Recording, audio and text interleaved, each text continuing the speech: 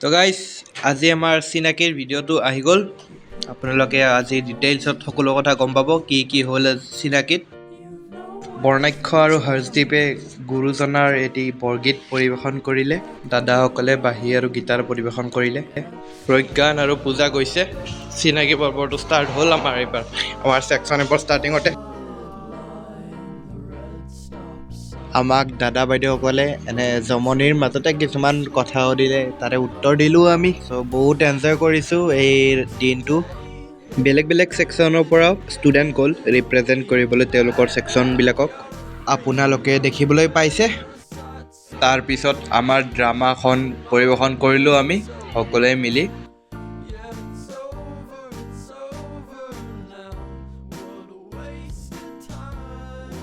ড্ৰামাৰ পিছত বৰদৈচিলা বিহু ক্লাবৰ তৰফৰ পৰা অসমৰ বাপতি সাহোন বিহু পৰিৱেশন কৰা হ'ল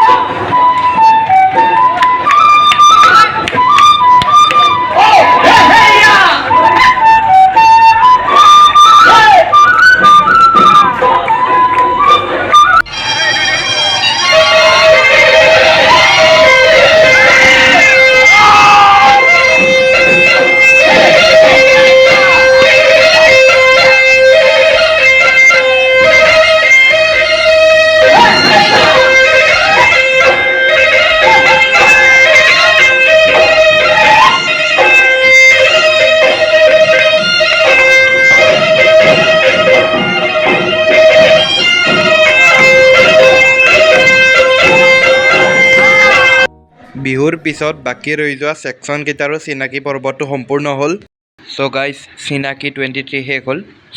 মিষ্টাৰ ফ্ৰেছাৰ্ছ হৈছে আৰু স্মিতা কুৰ্মী মিছ ফ্ৰেছাৰ্ছ হৈছে চ' ভেৰি কংগ্ৰেচুলেশ্যনছ টু দেম চিনাকি ভিডিঅ'ত ইমানেই যদি ভিডিঅ'টো ভাল লাগিছে লাইক শ্বেয়াৰ এণ্ড ছাবস্ক্ৰাইব কৰি দিব